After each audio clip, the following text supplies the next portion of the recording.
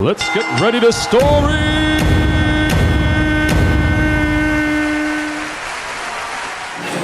Okay, so, this is good. This microphone seems to work out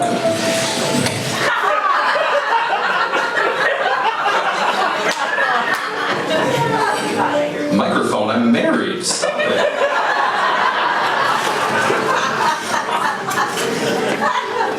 It's good bit. It's good bit, microphone stand, but we have to move on. So, okay.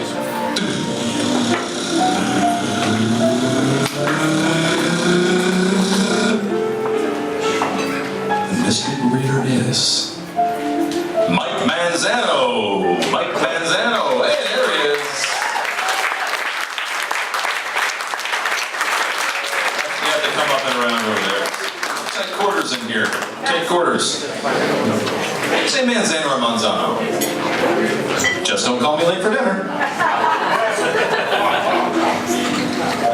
Thank you. All right, thank you, everyone. Now, unlike Patricia, I'm neither good-looking or exciting, so I don't have a story about myself. However, I'm going to tell you a story that was told many times at my father's dinner table. My dad was a native of the island of Cuba, and he was from Puerto Padre in the Oriente province, same area that Desi Arnaz was from. But, you know, growing up in northeastern Pennsylvania, he was one of, I think, 3 Cubans in the entire state in the 1970s. Anyone here an alum of the University of Scranton besides me? Anyone here? I know John Wayne and JW is there. Okay. So this particular gentleman, who was a frequent guest at my father's house, was a professor of philosophy at the university by the name of Eduardo Capestani from Havana, Cuba. So this story was told at our table, and my dad used to ask him to tell it all the time whenever we would have company come over. So I've heard this many times. So I'm going to tell this story as Dr. Capestani did in the first person.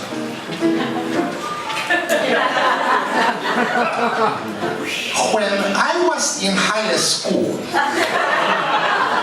in Havana, I attended the Colegio de Nuestra Señora de Belén, which is a Jesuit boarding school in Havana.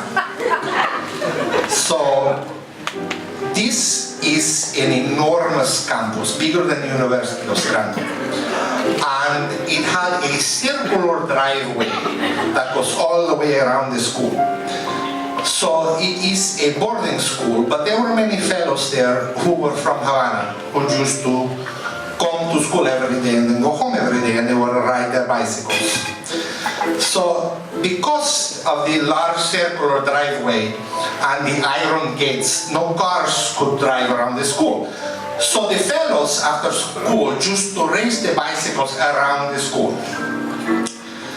Everyone okay with the accent? So there was... Gracias. There was this fellow.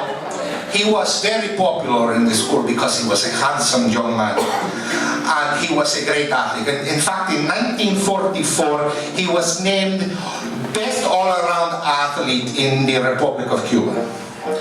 Well, this fellow, he had decided he was going to borrow a bicycle and race with the other fellows because he was the great athlete. And he took off his dress shoes and he put on his tennis shoes, but he was afraid to lose the dress shoes, so he took them and he tied his shoelaces together and he hung them over the handlebars of the bicycle. So there they go off, racing around the high school. And as they come around the first time, one of the shoes gets stuck between the front fender and the front tire of the bicycle. And he goes head over his heels, right into the iron fence. And he smashed his head open. So I went over, I was standing nearby. And I went over to him and he was unconscious, so I picked him up and he is bleeding all over me. And I carried him into the infirmary.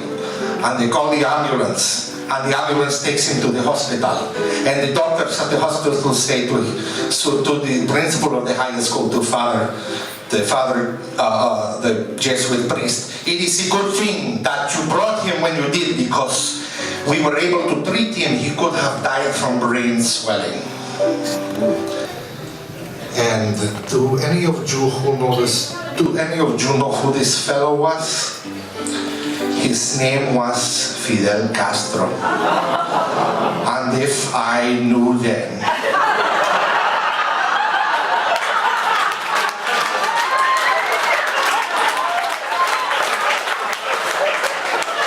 What I know now, I would have left that bastard later and bleed. And to this day, my sisters still tell me that I am responsible for the Cuban Revolution.